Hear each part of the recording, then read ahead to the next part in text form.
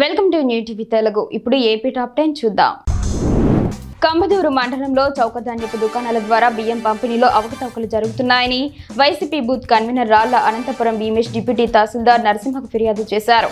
లబ్ధిదారులతో వేలిముద్రలు వేయించి బియ్యం ఇవ్వకుండా డీలర్లు మోసం చేస్తున్నారని ఆరోపించారు. సత్వర చర్యలు తీసుకోకపోతే తహసీల్దార్ కార్యాలయాన్ని ముట్టడిస్తామని హెచ్చరించారు.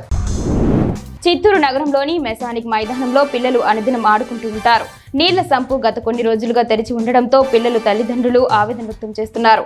ఇదే విషయాన్ని మీడియాలో ప్రచురించినా ఫలితం లేదని చెబుతున్నారు. ఇప్పటికీ కూడా సంబంధిత అధికారులు స్పందించలేదని వాపోయారు.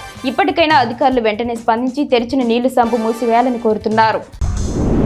ప్రపంచ స్థాయి రాజధానిలో కార్మికులకు జీతాలు ఇవ్వడానికి డబ్బు లేదా అని సిఐటియు రాజధాని డివిజన్ అధ్యక్షులు రవి ప్రశ్నించారు. సిఆర్డీఏ కార్యాలయం వద్ద ఆయన మీడియాతో మాట్లాడారు. రాజధానిలో ప్రజల ఆరోగ్యం కోసం కార్మికుల పని చేస్తున్నారని విషయం గుర్తుంచుకోవాలన్నారు. అధికారులు పెన్ డౌన్ చేసిన విధంగా కార్మికులు చీపురు డౌన్ చేస్తే పరిస్థితి ఏంటో ఊహించుకోవాలని అన్నారు. గారా మండలంలోని బందరువాణిపేటలో పల్లి ముద్ర చేసిన ఎమ్మెల్యే గొండు శంకర్ శనివారం ఉదయం బీచ్ పరిసరాలను పరిశీలించారు.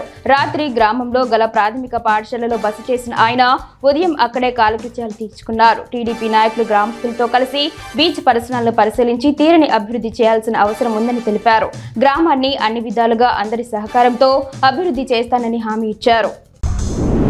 బొబ్బిలి శ్రీ వేణుగోపాల స్వామివారి భక్తులు ఆలయ సందర్శనలో పోటెత్తారు. పట్టణానికి చెందిన భక్తులు ఆలయాన్ని సందర్శించి ప్రత్యేక పూజలు చేశారు. కొందరు లక్ష్మీదేవి పూజలు నిర్వహించారు. శ్రీ ఆంజనేయ స్వామి జన్మదిన సందర్భంగా ఆలయాన్ని సందర్శించి ప్రత్యేక పూజలు జరిపారు. శనివారం నాడు భక్తులతో శ్రీ ఆంజనేయ స్వామి ఆలయం పోటెత్తి కిటకిటలాడింది.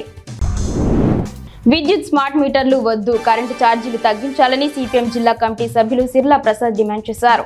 ఈ మేరకు కొత్తూరులో స్మార్ట్ మీటర్లు వద్దని పోస్టర్ ఆవిష్కరణ చేశారు. ఈ సందర్భంగా ఆయన మాట్లాడుతూ విద్యుత్ రంగాన్ని కూటమి ప్రభుత్వం, గత వైసీపీ ప్రభుత్వం కేంద్రంలోని బీజేపీతో కలిసి అదానీ లాభాలే లక్ష్యంగా పనిచేశాయన్నారు. ఈ కార్యక్రమంలో అప్పన్న తదితరులు పాల్గొన్నారు. మోపిదేవిలోని శ్రీ వల్లి దేవసేన సమేత శ్రీ సుబ్రహ్మణ్యేశ్వర స్వామివారిని ఆంధ్రప్రదేశ్ రాష్ట్ర డీజీపీ హరీష్ కుమార్ గుప్తా స్వామివారిని దర్శించుకున్నారు. తొలుత ఆలయ అధికారులు, వేద పండితులు ఆయనకు ఘన స్వాగతం పలికారు. నాగపుట్టలో పాలు పోసి స్వామివారిని దర్శించుకొని ప్రత్యేక పూజా కార్యక్రమాలను డీజీపీ దంపతులు నిర్వహించారు. ఆలయ ఈవో దాసరి శ్రీరామ వరప్రసాదరావు స్వామివారి చిత్రపటం అందించారు. కృష్ణా జిల్లా మచిలీపట్నంలో ఆక్రమణల తొలగింపు పరంపర కొనసాగుతోంది. మచిలీపట్నం మున్సిపల్ కమిషనర్ బాపిరాజు ఆదేశాల మేరకు రహదారికి అడ్డుగా ఉన్న ఆక్రమణలు జేసీబీతో తొలగింపు ప్రక్రియ కొనసాగిస్తున్నారు.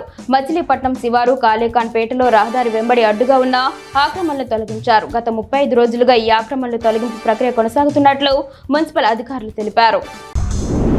ఆలూరు ఎమ్మెల్యే విరూపాక్షిపై అదోని ఎమ్మెల్యే పార్థసారథి చేసిన వ్యాఖ్యలను ఖండిస్తున్నట్లు నియోజకవర్గం వైసీపీ నాయకులు పాండు తెలిపారు. శుక్రవారం ఆయన చిప్పగడ్లో మాట్లాడారు. ఆలూరు నియోజకవర్గంలోని సమస్యలపై కర్నూలు డీఎస్సీ సమావేశంలో మాట్లాడుతున్న సమయంలో పార్థసారథి కలగజేసుకుని ఎమ్మెల్యే విరూపాక్షిపై అనుచిత వ్యాఖ్యలు చేయడాన్ని వారు తప్పుబట్టారు. కూటమి ఎమ్మెల్యే పార్థసారథి చేసిన వ్యాఖ్యలు బాధాకరమని అన్నారు. 2029లో వైసీపీ జెండాను ఎగురవేయటమే మన లక్ష్యమని ప్రకాశం జిల్లా వైసీపీ అధ్యక్షులు దర్శి ఎమ్మెల్యే బూచేపల్లి శివప్రసాద్ రెడ్డి అన్నారు. చేమకుర్తిలోని బీవీఎస్ఆర్ కళ్యాణ మండపం వద్ద వైసీపీ ఆధ్వర్యంలో విద్యుత్ ప్రభ ఏర్పాటు చేయగా వైసీపీ కార్యకర్తలతో బూచేపల్లి మాట్లాడారు. ఈ సందర్భంగా ఆయన మాట్లాడుతూ ప్రతి కార్యకర్తకు అండగా ఉంటానని, టీడీపీ చేస్తున్న అన్యాయాలను ప్రజలకు తెలియజేయాలని తెలిపారు.